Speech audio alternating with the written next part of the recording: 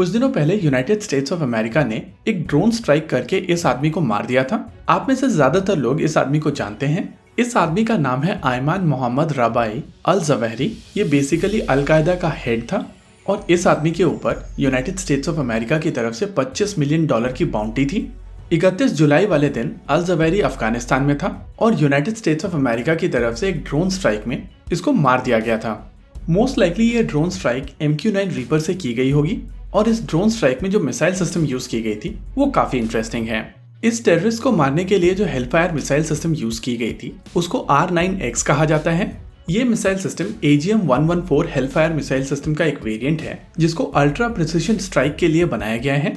Baseline Hellfire missile system एक 45 kilogram की missile system है जो 8 किलोग्राम का हीट वॉरहेड कैरी करती है, यानी कि हाई एक्सप्लोसिव वॉरहेड। ये मिसाइल सिस्टम काफी ज्यादा एक्यूरेट होती है, लेकिन हीट वॉरहेड के चलते आसपास के कुछ लोग और भी साथ में मारे जाते हैं। और ये चीज हम सब जानते हैं कि 8 किलोग्राम का वॉरहेड कोई छोटा वॉरहेड नहीं होता है।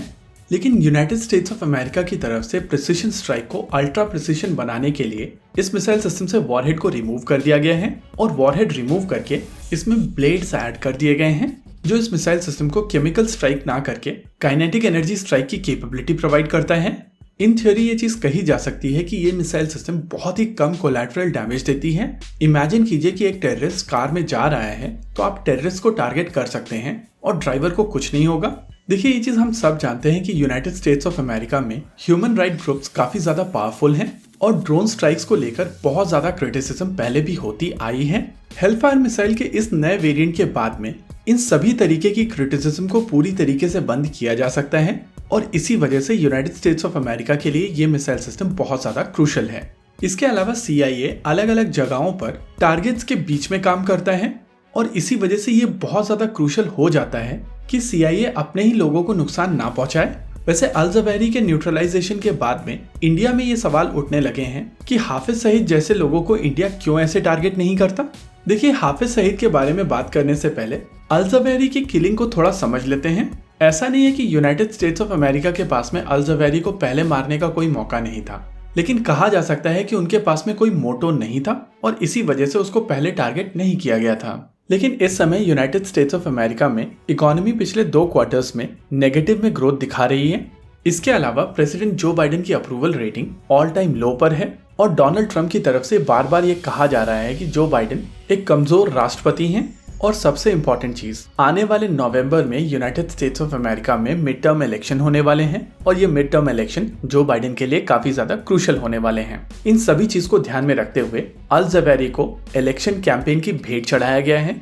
आप सभी को याद होगा जब बराक ओबामा को सेकेंड टर्म के लिए इलेक्ट होना था तो ओसामा बिन लादेन को मारा गया था और इस तरीके की किलिंग आमतौर पर इलेक्शंस के लिए की जाती हैं। क्योंकि अगर वांटेड और बाउंटी ही एक क्राइटेरिया है तो सिराजुद्दीन हक्कानी जो इस समय इंटीरियर मिनिस्टर है अफगानिस्तान का, उसके ऊपर 10 मिलियन की बाउंटी है और यूएस को नॉर्मली पता होता है कि वो कहां पर है, लेकिन उसके ऊपर इस समय कोई स्ट्राइक नहीं की गई है। इसके पीछे स्ट्रेट फॉरवर्ड एक ही कारण है कि उसका अभी तक पॉलिटिकल टाइम नहीं आया है और जब पॉलिटिकली उस चीज की रिक्वायरमेंट होगी तो उसको टारगेट कर लिया जाएगा। अगर हाफिज सईद की बात की जाए तो उसको इंडिया प्रैक्टिकली कभी भी अपने रिक्वायरमेंट के हिसाब से मार सकता है, लेकिन बड़ा क्वेश्चन ये है कि उसको मारकर मिलने क्या वाला है।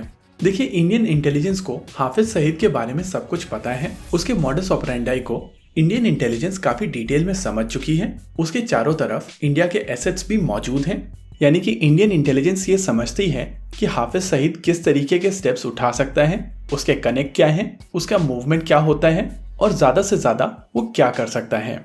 यानी कि हाफिज सईद के ऊपर नजर रखकर इंडियन इंटेलिजेंस काफी आसानी से लश्कर तौयबा के मूवमेंट को समझ सकती है और इसी वजह से उसको मारना बहुत ज्यादा जरूरी नहीं है। लेकिन अगर हाफिज सईद को मार दिया जाता है तो उसके बदले कोई और लश्कर तौयबा का हेड बन जाएगा और क्योंकि उसके ऊपर हाफिज सईद जैसे प्रतिबंध नहीं होंगे तो वो कम रिस्ट्रिक्शंस के साथ में काम कर सकेगा। साथ ही उसका मॉडस ऑपरेंडाई डिफरेंट होगा, इस वजह से उसके मूव्स को ट्रैक करना भी कंपैरेटिवली मुश्किल होगा। कई लोगों की तरफ से कहा जा रहा है कि हाफिज सईद को मार के इंडिया टेररिस्ट ऑर्गेनाइजेशन लश्कर तौयबा को एक मैसेज दे सकता है। लेकिन आपको ये भी समझना जरूरी है कि बालाकोट के बाद में लश्कर तौयबा की तरफ से किसी भी बड़े अटैक की कोशिश नहीं की गई है, यानी कि कहीं ना कहीं उनको अपने मैसेजेस मिल चुके थे। और अगर भारतीय वायुसेना की स्पाइस 2000 बालाकोट में जाकर गिर सकते हैं तो मुरीद के तो पास में ही है। इसी के साथ आज के इस वीडियो में रखते हैं केवल इतना ही। वीडियो को अंत तक देखने के लिए धन्यवाद। देखते रहिए कॉन्फ्लिक्ट एक्स।